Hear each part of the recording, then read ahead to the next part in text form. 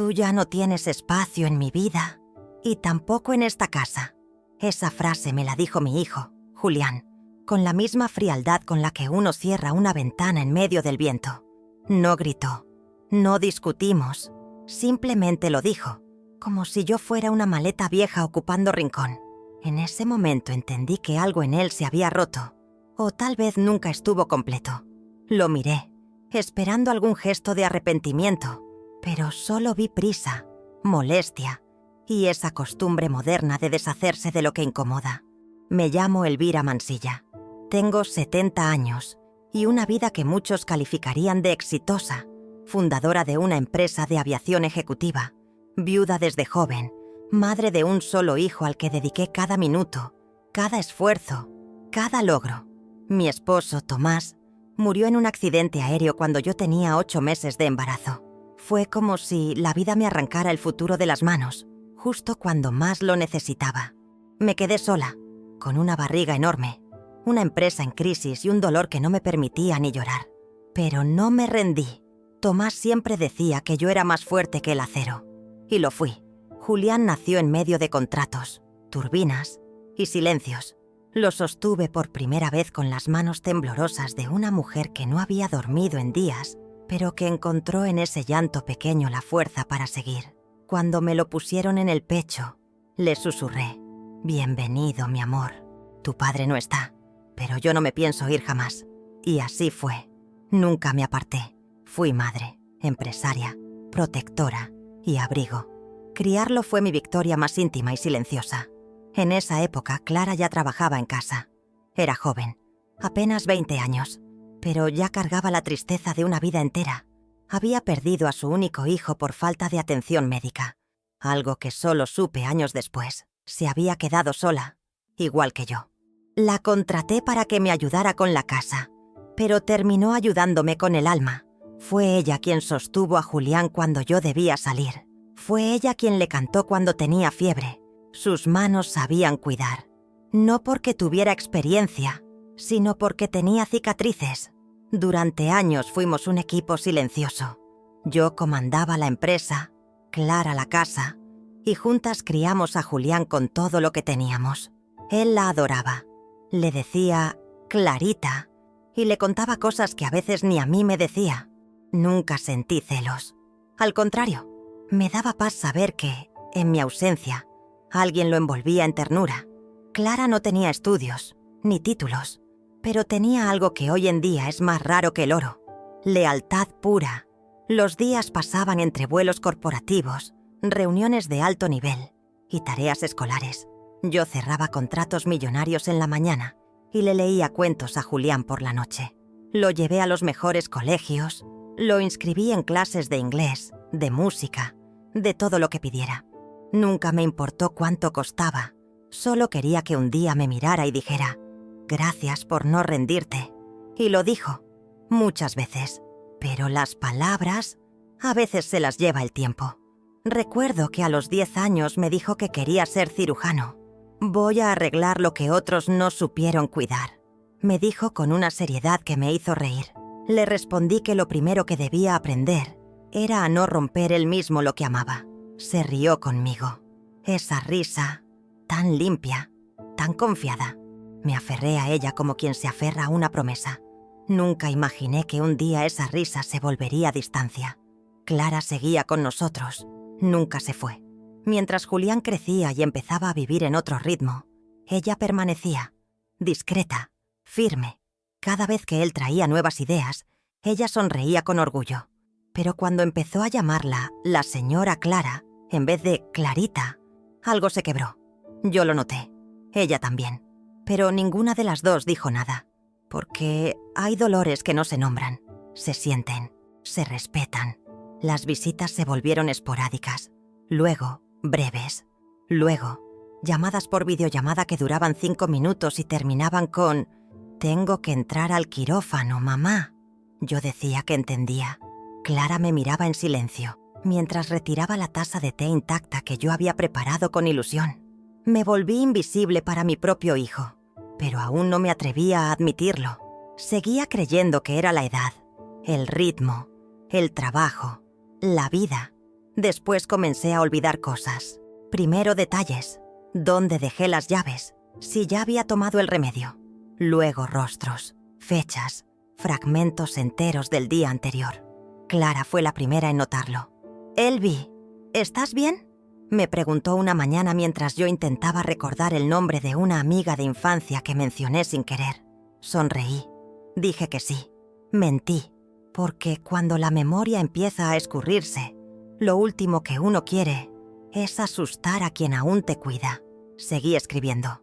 En libretas, en servilletas, en hojas sueltas. Quería dejar rastros de mí por si un día ya no me reconocía ni al espejo. Y en cada palabra escrita, en cada página, se me iba un pedazo de amor, de rabia, de gratitud, de dolor. Lo escribía todo. Hasta ese día, el día en que Julián me echó de su casa sin un solo titubeo. Ese día también lo escribí, porque hay cosas que el corazón recuerda incluso cuando la mente falla. Ver a Julián con su título en la mano fue uno de los días más felices de mi vida. Era médico, cirujano plástico, con una beca internacional y un futuro brillante delante de él. Se tomó una foto conmigo sosteniendo el diploma. Yo sonreía con orgullo. Pero ahora, mirando esa misma imagen enmarcada sobre el aparador, no puedo evitar sentir que esa también fue la última vez que me miró como su madre, y no como un compromiso social más. Después de su graduación, todo fue vértigo. Convenciones, residencias, viajes, entrevistas. Al principio me llamaba casi todos los días. «Mamá, no dormí nada, pero operé 3 casos increíbles». Yo lo escuchaba con una mezcla de admiración y miedo, porque mientras más crecía su mundo, más pequeño se hacía el espacio que había para mí dentro de él. Pero aún así, lo aplaudía, porque eso hacen las madres, sostienen, incluso cuando están cayendo por dentro. Cuando regresó de su primera especialización en Sao Paulo, ya no era el mismo.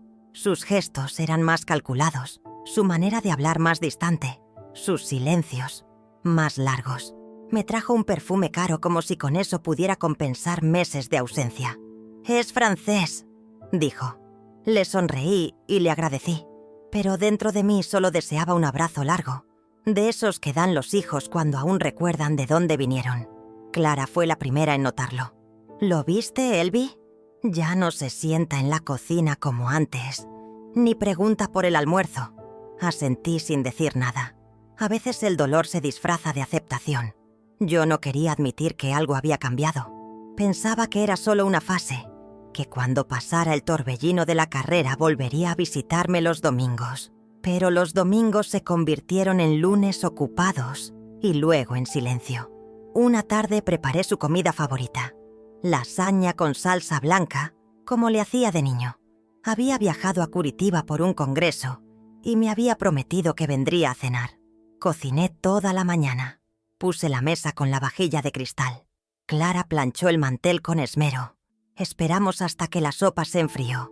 A las 10 de la noche mandó un mensaje. «Surgió una reunión, mamá. Lo dejamos para otro día». Ese otro día nunca llegó. A veces llegaba sin avisar. Entraba, saludaba de forma apurada, revisaba su correo en el celular mientras me daba un beso en la frente. «Tengo 20 minutos», decía. Me hablaba de inversiones, de clientes ricos, de cirugías exclusivas. No preguntaba por mi salud. No notaba las manchas en mis brazos, ni los lapsos de memoria. Se marchaba diciendo, «Nos hablamos, ¿sí?». Yo asentía, pero cada vez que salía, algo en mí se apagaba un poco más. Yo empecé a llamarlo menos, no por orgullo, sino por cansancio. Cada llamada era una competencia contra su agenda. Si contestaba, lo hacía como si estuviera en medio de una junta. «Habla rápido, mamá, que tengo pacientes esperando».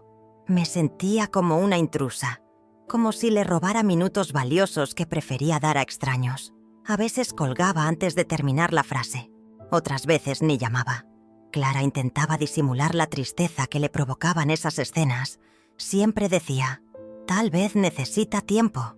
Todos se pierden un poco antes de encontrarse». Pero su voz ya no tenía convicción. Ella lo había visto crecer, abrazarla, confiarle secretos. Y ahora, ese mismo joven la saludaba con una mueca de cortesía y la trataba como si fuera parte del mobiliario. A mí me dolía, a ella también. La casa se volvió un museo de cosas que ya no se usaban. La habitación de Julián seguía intacta, como si el tiempo esperara su regreso. Sus libros, sus medallas, sus notas del colegio, todo seguía allí. Pero él no volvía, y cuando lo hacía, evitaba entrar. Ese cuarto me da nostalgia, decía. Yo no decía nada, porque ya entendía que no era nostalgia, era desapego. A veces me sentaba sola en la sala, con la televisión encendida sin volumen, no para mirar algo, sino para escuchar el ruido. El ruido llenaba el vacío que Julián había dejado sin darse cuenta. Me decía a mí misma que era normal, que los hijos crecen, que cada uno hace su vida. Pero en el fondo, yo sabía que algo estaba mal. Un hijo no olvida a quien lo sostuvo cuando no sabía caminar. Una noche Clara entró en mi cuarto con una taza de leche caliente y me dijo: ¿por qué no le escribes una carta? No para reclamarle, solo para recordarle quién eres tú en su historia. Me quedé en silencio, porque esa frase me rompió por dentro. ¿Recordarle quién soy? ¿En qué momento dejé de ser inolvidable para mi propio hijo? Fue entonces cuando empecé a escribir. No sabía si algún día le daría esas palabras, pero sentí que necesitaba dejar huellas, por si él algún día se dignaba a buscarlas. Escribí con rabia, con amor, con tristeza. Escribí como quien grita en el desierto, porque mi hijo era exitoso, sí, pero cada nuevo logro suyo dejaba mi casa un poco más vacía. Nunca imaginé que una simple cena familiar pudiera convertirse en una puñalada lenta. Era una noche cualquiera, de esas en las que una madre prepara todo con esmero, solo por el gusto de tener a su hijo a la mesa. Clara había cocinado una carne al vino tinto. Julián venía de una entrevista en televisión, y yo pensé que, por fin, tendríamos un momento tranquilo, como antes. Me equivoqué. Julián llegó elegante, con su saco azul marino y su sonrisa de médico exitoso. Pero sus palabras esa noche me hicieron temblar de un modo que nunca olvidaré. Estábamos en la mitad del postre cuando, sin mirar directamente a nadie, soltó la frase como si hablara del clima. «Mamá, deberías considerar vender esta casa. Es demasiado grande para ti, y ese dinero podría ayudarme a ampliar la clínica». La cuchara se me quedó suspendida en el aire. Clara giró levemente el rostro, fingiendo que no escuchó, pero la tensión en sus hombros la traicionó. Yo lo miré esperando alguna risa, alguna señal de que era una broma mal contada. Pero no, su rostro era serio, frío, casi profesional. Podrías mudarte a un apartamento más pequeño, cómodo, algo que no demande tanto mantenimiento. Piensa que no es seguro para alguien de tu edad vivir sola en una casa así, añadió, como si su preocupación fuera genuina. Pero yo conocía a mi hijo. Conocía su tono, sus pausas, su forma de disfrazar conveniencia con cuidado. No hablaba por mí, hablaba por él, por su ambición, por su proyecto, por su imagen. Sentí un vacío en el estómago que no tenía nada que ver con el vino ni con la comida. Era un vértigo interno, como si el suelo se estuviera abriendo lentamente debajo de mis pies. Esa casa no era solo paredes y techos, era donde crié a Julián, donde lloré la muerte de Tomás, donde Clara y yo nos hicimos familia. Cada rincón tenía historia, y ahora para mi hijo era simplemente demasiado grande. Le pregunté con un hilo de voz si de verdad pensaba que yo estaba en condiciones de hacer una mudanza, de empezar de nuevo en otro lugar. «Mamá, no lo tomes así», respondió quitándose la servilleta del regazo. «No es nada personal, solo pienso en lo práctico. Y si soy honesto, esa plata podría ser una gran inversión ahora mismo. Hay una oportunidad única de expansión y necesito moverme rápido». Me miró como si fuera una inversionista, no su madre. Clara recogió los platos en silencio. No me miró a los ojos. Tal vez porque sabía que si lo hacía, rompería en llanto. Yo seguía allí, sentada, tratando de procesar que mi propio hijo veía mi hogar como un activo congelado, como algo que debía liquidarse para financiar su éxito. Me sentí vieja, me sentí estorbo. Me sentí invisible. Y lo peor, me sentí sola, aunque estábamos los tres en la misma habitación. No dije nada más esa noche. Julián continuó hablando de su nueva campaña, de los influencers que promocionarían sus procedimientos, de la posibilidad de abrir una sede en el sur del país. Yo asentía. Fingía interés.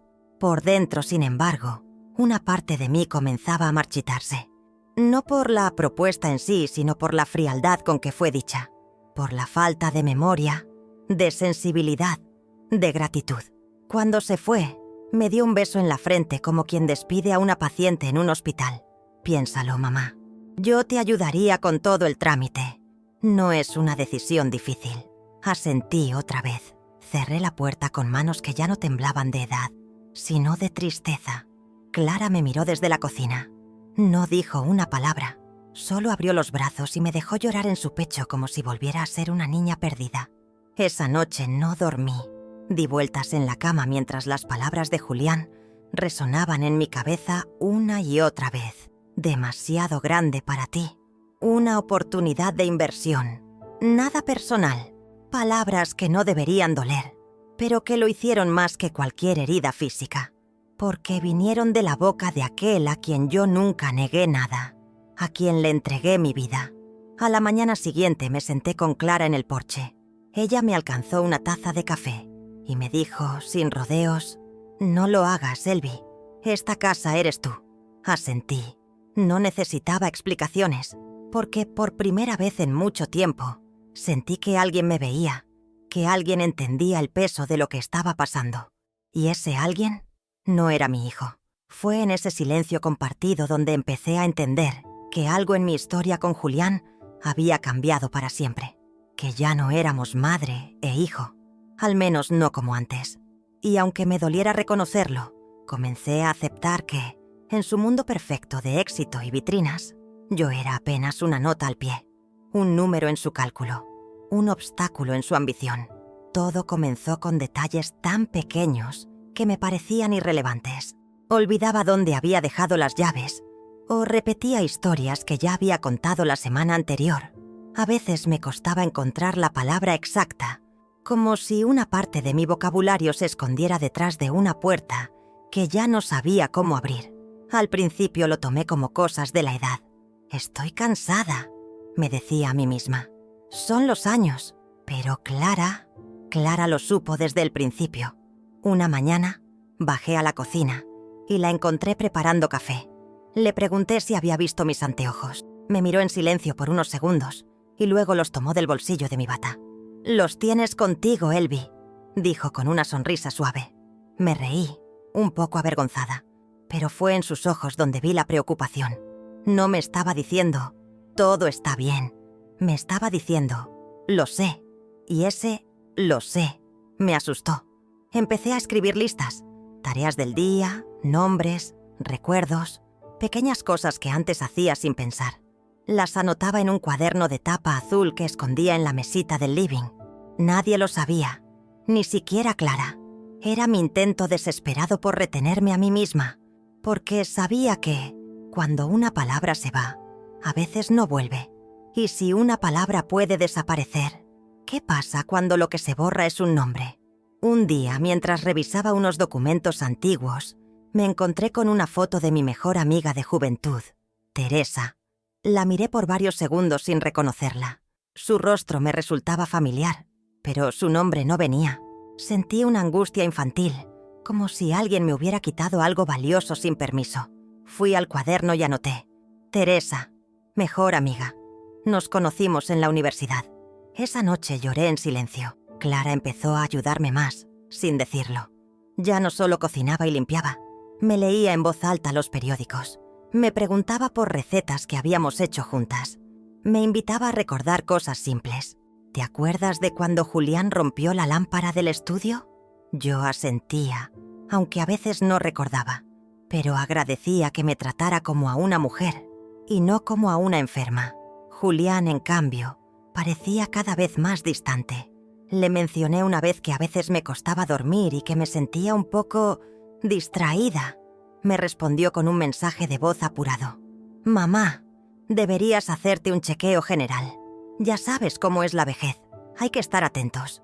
Esa palabra, vejez, dicha con tanta ligereza, me dolió más que cualquier diagnóstico. Un fin de semana vino a verme con prisa. Yo estaba arreglada, con una blusa que Clara me había elegido, lista para almorzar juntos. Trajo unos papeles que quería que firmara, un poder notarial relacionado con un terreno. Habló rápido, me explicó poco, y antes de que pudiera hacerle preguntas, ya se estaba despidiendo. Ni siquiera se dio cuenta de que, por un instante, lo llamé Tomás, el nombre de su padre. Ese error me persiguió toda la tarde. Me encerré en mi habitación, abrí el cuaderno azul y escribí en letras grandes: Tomás Wara, esposo. Julián Wara, hijo. Me temblaban las manos, no por la edad, sino por el miedo, por la certeza de que algo dentro de mí se estaba apagando, y yo era la única que lo notaba de verdad. Clara sí lo veía, pero respetaba mi silencio. Julián, en cambio, ni lo sospechaba, o no quería hacerlo. A partir de entonces, Clara se volvió mi compañera de memoria. Me recordaba cuándo tomar los medicamentos, me ayudabas a encontrar nombres perdidos, me dejaba post-its en lugares estratégicos con frases como «Hoy es martes» o «Llámame si te sientes confundida». Nunca me hizo sentir tonta, nunca me miró con lástima. Me trataba con ternura, con paciencia, con ese tipo de amor que no necesita palabras.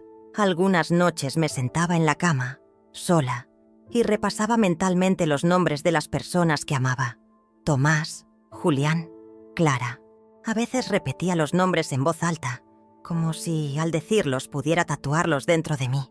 Tenía miedo de perderlos, de perderme, pero había algo aún más doloroso: el miedo de que Julián no notara mi ausencia, ni siquiera cuando yo ya no supiera quién era él, porque olvidar duele, pero ser olvidada duele mucho más.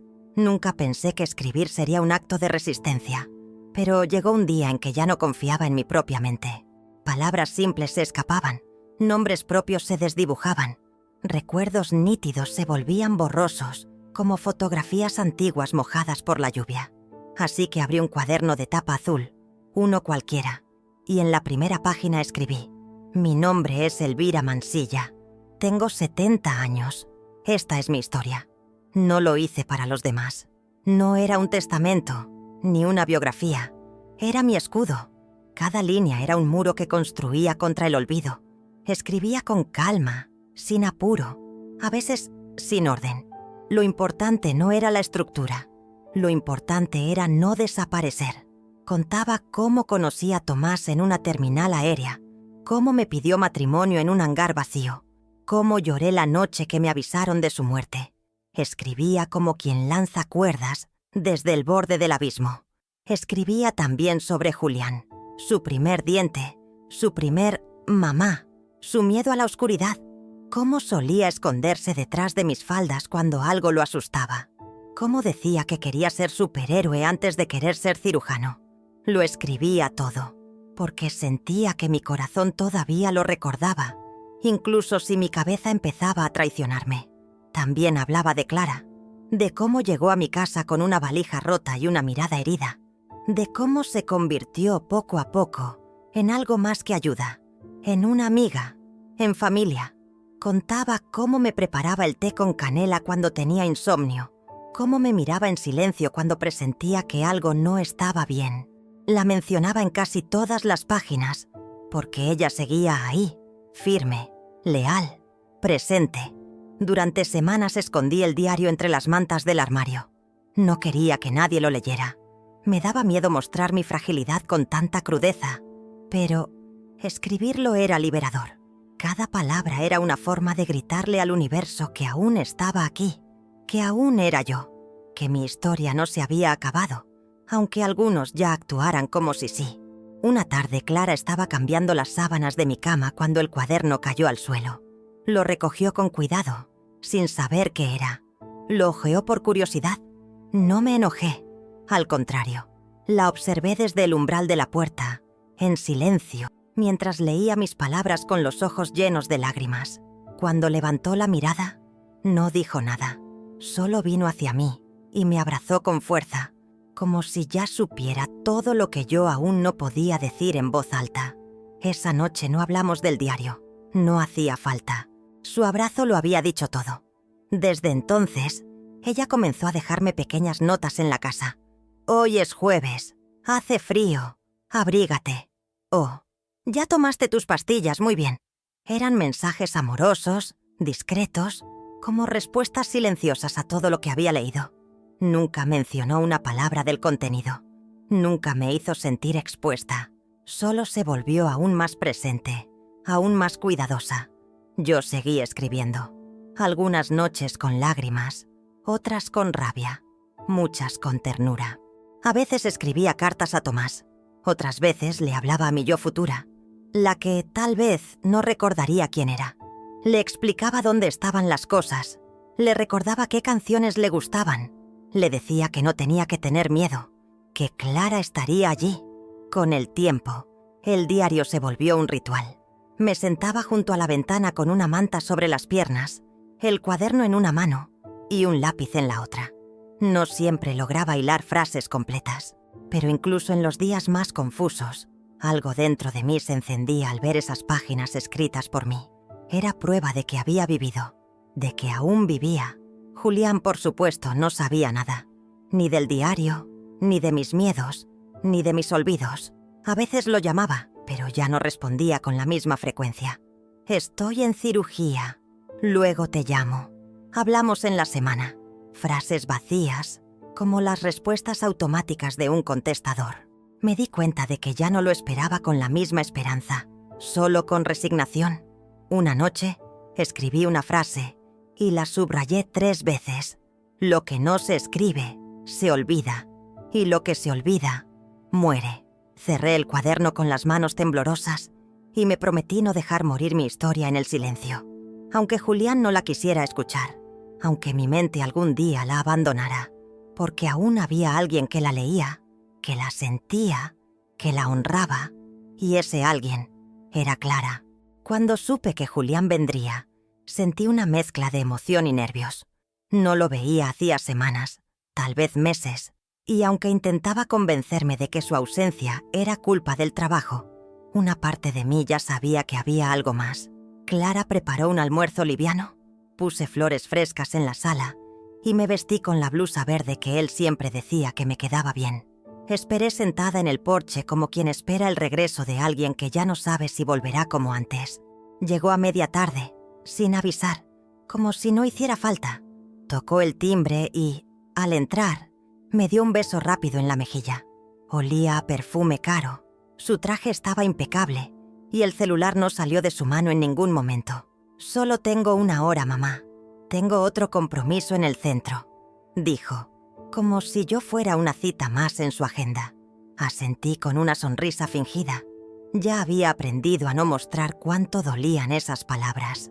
Durante la comida, habló de su nueva sociedad con una clínica en Sao Paulo, de los planes de expansión, del marketing en redes. Me sentí una extraña. Cada frase suya estaba llena de términos que no me incluían. No me preguntó cómo estaba, ni una sola vez. Tampoco notó que repetí la misma historia 2 veces. Solo hablaba de negocios, de dinero, de logros, como si el éxito lo hubiese vaciado de todo lo demás. En un momento, mientras Clara servía el postre, Julián soltó la frase como quien comenta el precio del dólar. «Mamá, voy a necesitar vender esta casa. Hay una inversión en juego y no puedo desaprovecharla. Pensé que podrías mudarte a un lugar más simple, con una cuidadora. Estarías mejor atendida». Ni siquiera levantó la vista. Lo dijo con la misma naturalidad con la que uno habla de cambiar el auto. Clara se quedó petrificada por un segundo. Yo me esforcé por mantener la compostura. Sentí que el aire se volvía más denso, que las paredes se estrechaban. Esta casa era mi mundo, mi historia, mi refugio, y él la veía como una oportunidad financiera, una cifra, un activo. Mi hijo, aquel que dormía abrazado a mí en las noches de tormenta, ahora me sugería mudarme como si fuera una carga incómoda. Intenté responder con calma. Le pregunté si realmente creía que sería feliz en un apartamento con una enfermera desconocida. «No se trata de felicidad, mamá. Se trata de practicidad. Esta casa es muy grande. Cuesta mantenerla y... bueno, ya no estás en condiciones de cuidarla. Y ese dinero, sinceramente, podría hacer una gran diferencia en mi expansión. Me lo dijo sin pestañear, sin rastro de culpa. Clara salió discretamente al patio. Yo me quedé en silencio, mirando a mi hijo y tratando de reconocer al niño que crié. No lo encontré. Vi un hombre seguro, ambicioso, pero también vacío. Vi a alguien que ya no me miraba con amor, sino con cálculo. Y entendí, sin necesidad de más palabras, que lo había perdido. No a la muerte, lo había perdido al ego, a la imagen, a la codicia disfrazada de éxito. Al terminar el café, se levantó con prisa. Lo hablamos en la semana, ¿sí? Habla con Clara, vean opciones. No quiero que tomes esto como algo brusco. Es por tu bien. Esa última frase me atravesó como un cuchillo. Es por tu bien. ¿Cuántas veces usé yo esa excusa para protegerlo cuando era pequeño? Y ahora él la usaba para deshacerse de mí. Era irónico, cruel, perfectamente doloroso. Cuando la puerta se cerró detrás de él, me quedé sola en el comedor, con la taza aún caliente entre las manos. Clara volvió al rato. Me miró sin decir palabra y me acarició el hombro. «No estás sola, Elvi», dijo en voz baja. Y en ese instante comprendí que sí, había perdido a mi hijo, pero no estaba sola. Clara estaba allí, no por obligación, no por interés, sino por amor real, de ese que no se compra, ni se hereda. Esa noche, escribí en mi diario con lágrimas en los ojos. Hoy confirmo lo que más temía. Julián ya no me ve como madre, me ve como estorbo, como obstáculo, como estante viejo que hay que vaciar. Cerré el cuaderno con las manos firmes, no por rabia, por certeza, porque a veces el amor se convierte en memoria, y la memoria en testamento. No era rabia, tampoco venganza. Era una certeza callada que venía creciendo dentro de mí desde hacía semanas. Sabía que el tiempo no perdona, y que si no actuaba ahora, pronto mi memoria me jugaría en contra. Esa noche, después de que Julián se fue hablando de inversiones y cuidados, entendí que ya no era parte de sus planes, y no quería que, cuando llegara el olvido, mi historia quedara en manos de alguien que ya me había olvidado en vida. Al día siguiente, mientras Clara preparaba el desayuno, le pedí que me acompañara al centro. No le expliqué por qué. Ella me miró largo rato y simplemente dijo, «Claro que sí». Nos vestimos sin prisa, como dos mujeres que van a hacer un trámite cualquiera. Pero yo sabía que lo que íbamos a hacer ese día no era menor. Era cerrar una puerta. Era trazar una línea entre lo que fue y lo que ya no podía seguir siendo. Entramos a la notaría en silencio. Pedí una cita con el escribano que había redactado mi testamento original hace más de 2 décadas. Todo estaba a nombre de Julián. La casa, las cuentas, los activos, la empresa. En ese entonces tenía sentido. Él era mi hijo, mi mundo, mi herencia. Pero ahora, lo único que me dejaba era vacío. Así que, cuando me preguntaron a quién deseaba dejar mis bienes, respondí con voz clara. «A Clara Aguilar».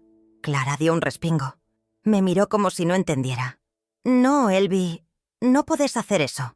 Yo no necesito nada». Le tomé la mano. «No se trata de necesitar, se trata de merecer». El escribano hizo algunas preguntas para asegurarse de que yo estaba en pleno uso de mis facultades. Contesté cada una con calma. La tinta del bolígrafo fue firme sobre el papel, y con esa firma sentí que me estaba devolviendo algo que había perdido, el poder de elegir. Guardé la copia del Nuevo Testamento en mi bolso. Clara seguía sin hablar. Caminamos de regreso en silencio, como si el aire fuera más espeso. Yo no tenía tristeza. Lo que sentía era una mezcla de alivio y dolor antiguo que, por fin, encontraba lugar. Ya no quería seguir esperando que Julián recordara lo que fuimos. Quería dejar algo intacto para quien, a pesar de todo, nunca se fue. Esa misma tarde, me senté en el escritorio y comencé a escribir una carta para Julián. No era una despedida, tampoco un reproche. Era un espejo. Le hablé de mi amor por él, del orgullo que sentí al verlo crecer, del vacío que dejó con su ausencia. Le conté cómo me dolió su mirada calculadora, su voz distante, su forma de sugerirme que ya no había espacio para mí en su mundo. Le escribí que no necesitaba que me entendiera, pero sí que supiera que aún lúcida, tomé la decisión de dejarle mi vida a quien me sostuvo cuando él se alejó. Le hablé del cuaderno azul, de mis olvidos, de mis miedos. Le dije que no todo se trata de herencias ni propiedades, que a veces lo más valioso que se hereda es el gesto de haber estado. Terminé con una frase que me salió del alma. Aún estás a tiempo de recordar quién fuiste. Yo ya hice mi parte. Con amor, mamá. Doblé la carta con cuidado y la guardé dentro del libro favorito de Tomás, aquel que Julián solía hojear de niño. Clara entendió todo sin que yo dijera una palabra. Sus ojos estaban húmedos, sus manos apretadas sobre el regazo. Me abrazó en silencio, como si supiera que ese gesto sería parte de algo mucho más grande que un documento. Esa noche, nos sentamos juntas en el sillón a mirar cómo llovía. No dijimos nada, solo respiramos el mismo aire, compartimos el mismo silencio y entendimos que ese día habíamos sellado un capítulo, el más difícil, el más justo, porque a veces no se trata de justicia legal, sino de justicia del alma, y esa yo ya la había firmado. Nos fuimos sin despedirnos, sin dejar una nota, sin mirar atrás. Clara preparó 2 valijas pequeñas, empaquetó lo necesario y dejó el resto como estaba. Yo caminé por la casa una última vez, pasé la mano por los marcos, por la pared donde medíamos la altura de Julián con lápiz, por el respaldo del sillón donde Tomás solía leer. No lloré. Ya había llorado todo lo que esa casa podía sacar de mí. El viaje fue largo, pero no incómodo. Tomamos un coche rumbo al interior, a un pueblo que conocía de memoria por una historia de Tomás. Él había hablado una vez de abrir una clínica allí, donde la gente no podía pagar por salud. Siempre fue su sueño frustrado. Yo lo guardé como uno guarda las cosas que duelen. Pero ahora, con tiempo prestado, con lucidez escasa pero suficiente, decidí que lo cumpliría yo. Llegamos a un pueblo de calles tranquilas, de perros dormidos en las veredas y pan caliente en las mañanas. Rentamos una casa sencilla, con un jardín lleno de margaritas salvajes. La mujer que nos la alquiló me llamó Señora Elvira, desde el primer día. No preguntó mucho. Solo dijo, acá todas somos familia, pero cada una con su historia. Me sentí vista. Me sentí persona. Clara volvió a ser esa mujer de mirada firme y pasos seguros. Se ocupó de cada detalle de la mudanza, de cada trámite, de cada rincón. Yo, mientras tanto, caminaba por la plaza, hablaba con los vecinos, recordaba cómo era vivir sin deber explicaciones, sin tener que esperar llamadas que no llegan, sin tener que fingir que no duele lo que sí duele. Con parte de la herencia que aún estaba en mis manos, compramos una propiedad vieja cerca del centro. Una casona abandonada con estructura fuerte y alma dormida. Allí nació el proyecto. Lo llamé Clínica Popular Tomás Mansilla. Nadie discutió el nombre. Nadie pidió cuentas. El pueblo simplemente abrió los brazos, como si ya supieran que algo bueno venía en camino. Los primeros meses fueron de reformas, de papeles, de permisos. Clara era mi ejecutora silenciosa. Yo firmaba, ella gestionaba. Mientras tanto, tejíamos relaciones con los vecinos, con los médicos jubilados que querían volver a servir, con las madres que no podían pagar una consulta privada. Me sentía viva, no útil, viva, como si cada ladrillo puesto fuera también una parte de mí rescatada. Una tarde, mientras pintábamos la entrada, un niño se me acercó y dijo, ¿usted va a curar gente acá? Yo le sonreí y respondí, vamos a intentarlo. Me abrazó las piernas y corrió. Esa noche escribí en mi diario, en este pueblo aún me dicen señora, aún me dan lugar, aún me miran a los ojos. No necesito más que eso para saber que hice bien. Nadie en la ciudad sabía dónde estábamos, ni Julián. Clara desactivó la línea fija. Yo apagué el celular. El silencio no era miedo, era libertad. No necesitábamos permiso de nadie para empezar de nuevo. Nos bastábamos con la memoria, el presente y el compromiso de hacer algo que tuviera sentido. aunque el mundo nos hubiera dado la espalda. La casa nueva olía a eucalipto. Clara colgó cortinas claras y llenó la cocina de frascos con té. A veces cocinábamos juntas, a veces solo compartíamos el silencio. Nos mirábamos y sabíamos que algo nuevo estaba creciendo. No era solo un proyecto, era una forma de decir, aquí estamos, aún existimos. Cada noche, antes de dormir, repasaba los nombres que aún recordaba. Algunos ya se iban desvaneciendo, pero no me angustiaba, porque lo esencial ya había sido dicho, ya había sido escrito, y ya estaba en manos de alguien que sabría qué hacer con eso. No vine a este pueblo a esperar la muerte, vine a vivir lo que aún me quedaba, con la paz que me fue negada durante demasiado tiempo. El primer mensaje llegó una mañana, mientras Clara barría el porche y yo regaba las hortensias. «Mamá, ¿me podés llamar cuando puedas?» Era corto, neutro, sin signos de exclamación ni emoticones. No lo respondí. Lo miré por unos segundos y lo dejé ahí, flotando como tantos silencios que él mismo había sembrado. Clara, desde la puerta, notó el brillo en mi pantalla, pero no preguntó nada, solo siguió barriendo. Y yo seguí regando, como si nada. Al día siguiente llegó otro. «No estás en casa. Fui a verte y no estabas. ¿Dónde estás?» Ese sí tenía más urgencia. Y por primera vez noté un tono de desconcierto en sus palabras. Julián acostumbraba a tenerlo todo bajo control, saber dónde estaba cada cosa, qué quería cada persona. Y ahora yo me había escapado del mapa que él creía dominar. Esa incertidumbre, supe, le quemaba más que mi ausencia. Después empezaron las llamadas. 1, 2, 5 en un solo día. Algunas a la antigua línea fija, otras al celular que ya no usaba. Dejaba mensajes de voz como quien lanza una red al mar sin saber si hay algo del otro lado. «Mamá, ¿qué pasa? Necesito hablar con vos». «Mamá», respondí, «por favor». «Clara, si estás con ella, decime dónde están». La desesperación se filtraba por las grietas de su voz, pero yo no respondí. Clara escuchaba los audios en silencio.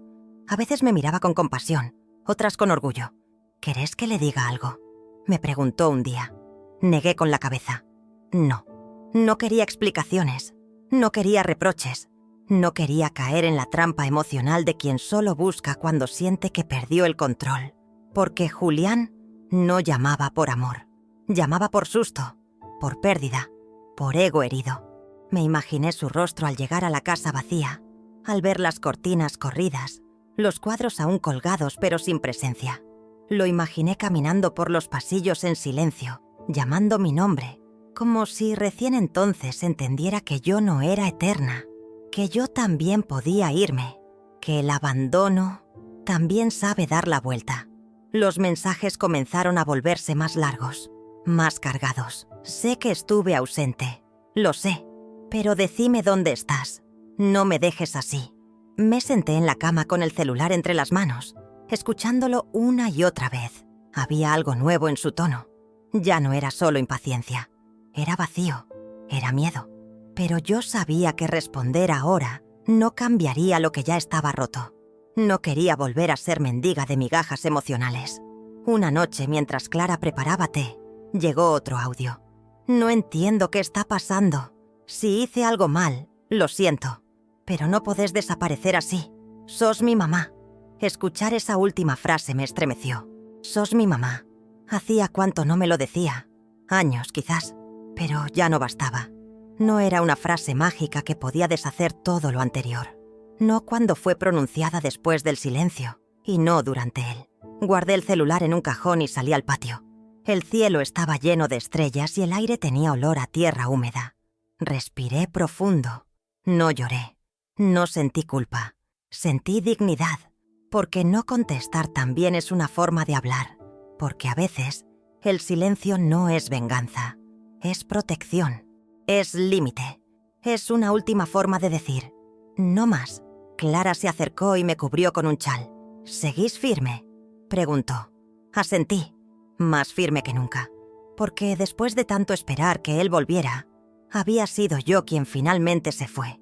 Y ahora era él quien buscaba una puerta que él mismo había cerrado sin mirar atrás. La clínica seguía avanzando. Las paredes ya estaban pintadas, las salas listas, las consultas agendadas. La vida, aquí, tomaba una forma distinta, más real, más simple, más humana. Nadie sabía que del otro lado del país alguien dejaba recados en un buzón vacío. Nadie sospechaba que la señora de cabello blanco que sonreía en la plaza tenía un hijo que ahora lloraba su ausencia, como si recién la recordara. La última llamada no la escuché, no quise. Clara la borró antes de que yo pudiera cambiar de idea, y agradecí eso, porque a veces amar también es saber cuándo no volver, cuándo dejar que el otro se encuentre solo, en el mismo desierto donde una vez te dejó a vos. No vi su rostro al recibir la carta. No estuve presente cuando sus dedos rompieron el sobre, ni cuando desplegó la hoja con esa letra temblorosa que ya no me pertenece del todo, pero puedo imaginarlo. Puedo imaginar el sonido del papel, el silencio de su departamento lujoso, el eco de mis palabras cayendo una a una sobre su conciencia, porque yo conozco a mi hijo, incluso en la distancia. Aún sé cuándo se rompe. La carta le fue entregada por un escribano, junto con la notificación oficial del Nuevo Testamento. Legal, fría, implacable. El documento decía todo con una línea. Julián Mansilla no es más beneficiario de los bienes de Elvira Mansilla. Pero lo verdaderamente importante no estaba en ese papel sellado. Estaba en mi puño y letra, doblada en 4 partes, dentro de un sobre blanco sin remitente. Querido Julián, así empezaba. Le hablé de mi amor, no del que se dice en cumpleaños, sino del que se demuestra en cada sacrificio silencioso. Le recordé cómo lo sostuve cuando tuvo fiebre a los 5 años, cómo me quedé en vela durante sus exámenes, cómo celebré en soledad cada logro que él no tuvo tiempo de compartir. Cada línea era una herida abierta, no para castigarlo, sino para que entendiera lo que eligió olvidar. Le conté sobre mis olvidos, mis temores, los días en los que confundí su nombre con el de su padre. Le hablé del diario, de cómo me aferré a la escritura para no desaparecer del todo. Le expliqué por qué me fui sin avisar, por qué no respondí sus llamadas, por qué elegí el silencio como única forma de preservarme. Le dije que ya no buscaba respuestas, solo paz. Le confesé que la decisión de cambiar el testamento no fue precipitada, ni emocional. Fue pensada, fue justa. Clara no me pidió nada. No lo necesitaba, pero ella estuvo.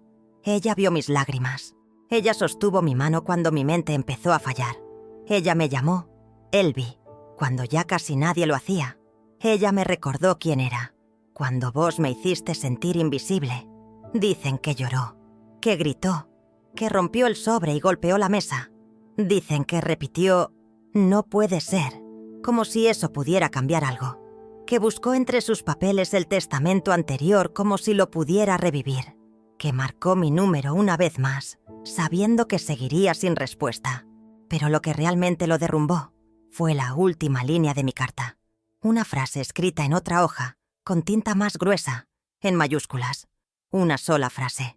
¿También me habrías olvidado si yo aún recordara tu segundo nombre? Esa pregunta no necesitaba respuesta. Era una daga, una verdad.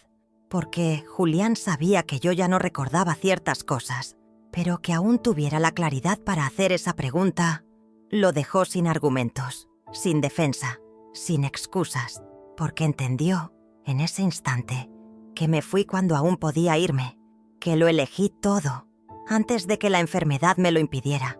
No supe si rompió la carta, si la guardó, si la volvió a leer, pero supe que esa frase lo acompañaría por el resto de sus días. No era un castigo, era un espejo, uno donde, por fin, pudo ver al hijo que se había convertido demasiado tarde. Desde mi jardín, entre las flores nuevas y el murmullo de la clínica en construcción, cerré los ojos esa tarde y supe que él había leído mi verdad y que, aunque no lo dijera, por dentro ya no era el mismo. No sé en qué momento exacto Clara dejó de ser mi empleada y se convirtió en mi pilar. Tal vez fue de a poco, entre infusiones de manzanilla, pasos suaves por la casa y silencios compartidos. Pero su historia, esa que siempre guardó con tanto recelo, comenzó a revelarse con la misma naturalidad con la que se abren las flores al sol. Nunca me la contó entera de golpe. Me la entregó en retazos, como quien teme que la verdad sea demasiado cruda para ser dicha de una vez. Clara nació en el campo, en una casa sin agua corriente, rodeada de tierra roja y promesas rotas. Su madre murió cuando ella tenía 9 años. Su padre desapareció detrás del alcohol. A los 15 ya trabajaba limpiando casas. Se casó joven, demasiado, y fue madre a los 17. Su hijo, Iván, nació con problemas respiratorios. Una madrugada cualquiera, cuando Clara aún no había aprendido a pedir ayuda, él dejó de respirar. Murió en sus brazos, mientras ella golpeaba la puerta cerrada de una sala de urgencias sin personal. Nunca se permitió odiar, ni siquiera a los médicos ausentes, ni al sistema que le falló. Canalizó su dolor en silencio, en trabajo, en servicio. Dijo que no quería que nadie más sintiera lo que ella sintió esa noche. Por eso me quedé con vos, Elvi, porque vos también estabas sola, y yo no soportaba ver otra mujer parir sin alguien que la abrace. Yo la escuchaba sin interrumpir, con un nudo en la garganta, porque entendía cada palabra, cada sombra. Cuando empezamos la clínica supe que no podía tener mejor persona al mando. Clara no solo organizaba los turnos y coordinaba a los médicos, conocía a cada paciente por su nombre, por su historia, por sus heridas. Recibía a los niños con galletas, a las madres con infusiones, a los ancianos con una mirada firme y cálida. Nunca levantaba la voz, pero todos la obedecían, porque emanaba autoridad de la que se gana, no de la que se impone. Una tarde vi cómo un joven con los brazos tatuados y mirada perdida entró con miedo a la sala de espera. Nadie lo conocía. Clara se acercó, le tocó el hombro y dijo: «Aquí no preguntamos de dónde venís, solo cómo te sentís». El joven rompió en llanto. Yo también, porque entendí que esa clínica no era solo ladrillo, era redención, era dignidad, era memoria viva. Empezamos a recibir más personas de lo que imaginamos. El rumor corrió entre los pueblos vecinos. Médicos jubilados se ofrecieron a ayudar. Enfermeras jóvenes vinieron por vocación, no por salario. Había días caóticos, sí, pero había algo en el aire, una especie de alivio, como si el mundo doliera menos al cruzar esas puertas. Y todo eso era gracias a Clara. Una noche, mientras acomodábamos unos donativos, le pregunté si aún pensaba en Iván. Me miró sin pestañear. Todos los días, pero ahora lo hago sin culpa, porque esta clínica es para él, para los que nunca fueron vistos, para los que mueren esperando una camilla, una receta, una palabra. Nos abrazamos largo rato, sin lágrimas, solo con gratitud. Ella me sanó, y ahora sanaba a otros. Yo la miraba y pensaba que la justicia de la vida no siempre llega con ruido. A veces llega en forma de mujer silenciosa, que limpia, cuida, escucha y construye sin que nadie le aplauda. Pero ahora le aplaudían. En cada «gracias, señora Clara», en cada dibujo que le regalaban los niños, en cada abrazo sincero de los que volvían a sentirse humanos. Nunca le dije que el testamento ya estaba firmado. Nunca necesitó saberlo, porque ella no esperaba nada, solo daba. Pero sabía que cuando llegara el momento, todo caería en su lugar, como debía ser, porque la verdadera herencia no es el dinero, es el impacto que dejamos cuando nadie está mirando. Y Clara, sin saberlo, dejó huellas en todos, incluso en mí. Hoy desperté con la mente clara, como si una ventana interna se hubiera abierto y el sol entrara sin pedir permiso. Escuché los pájaros, sentí el olor a pan recién hecho y supe que aún estoy aquí, aún soy yo, con mis arrugas, con mis lagunas, con mis recuerdos rotos y los intactos, pero sobre todo, con esa paz nueva que no sabía que existía, una paz que no depende de nadie, ni de un apellido, ni de una herencia, solo de saber quién soy. Clara entró a mi habitación con una taza de té de manzanilla y un pañuelo limpio. Me preguntó si quería que le leyera el diario. Le dije que no, que hoy lo escribiría yo, sola, como el primer día. Tomé mi cuaderno de tapa azul, Abrí en la última hoja y me quedé un largo rato en blanco, no por olvido, sino por gratitud, porque hay silencios que no duelen, hay silencios que sanan. Escribí sobre este pueblo, donde nadie me exige sonreír ni explicar por qué camino despacio, donde aún me dicen «Señora Elvira», con respeto, no con lástima.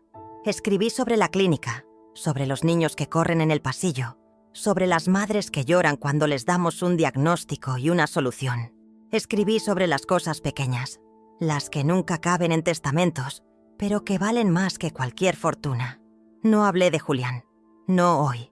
Ya no hace falta. No hay odio en mi corazón. Tampoco necesidad de reconciliación. Solo entiendo que hay personas que uno ama desde la ausencia, desde el recuerdo de lo que fueron. Y está bien, porque el amor también sabe retirarse y quedarse en silencio, sin marcharse del todo. Clara me trajo una flor que había cortado del jardín. La puso en un vaso junto al diario. Me miró con esa ternura suya que nunca se apaga. Le dije, «Gracias». Ella no respondió. No hacía falta. Todo lo que teníamos que decirnos ya había sido vivido. Y lo vivido pesa más que lo dicho. Ella lo sabe. Yo también. El diario ya no es un intento de aferrarme al pasado. Es un mapa para que, si alguna vez me pierdo, pueda encontrarme otra vez. En mis palabras, en mis líneas torcidas, en mis silencios. Por eso, hoy, al cerrar este capítulo, no siento que termine algo. Siento que dejo algo plantado. Y que, aunque el tiempo borre mis nombres, alguien, algún día, leerá estas páginas y sabrá que yo estuve aquí. No sé cuántos días lúcidos me quedan. No me importa. Los que tenga los voy a vivir con Clara, con este jardín, con el aroma a eucalipto que llena las mañanas. No necesito más. No busco más. Porque por primera vez en muchos años me siento viva. No útil, no necesaria. Viva. Como una mujer completa. Como una madre que soltó. Como una historia que encontró su final en paz. Hoy escribí la última página. No porque no tenga más que decir, sino porque, por fin, no necesito decir nada más. Está todo aquí, en estas hojas, en esta casa, en esta piel, en esta mujer que fui. Y que, aunque un día ya no recuerde su propio nombre, sabrá, en el fondo, que fue amada, que hizo lo correcto y que no se fue sin dejar su verdad escrita.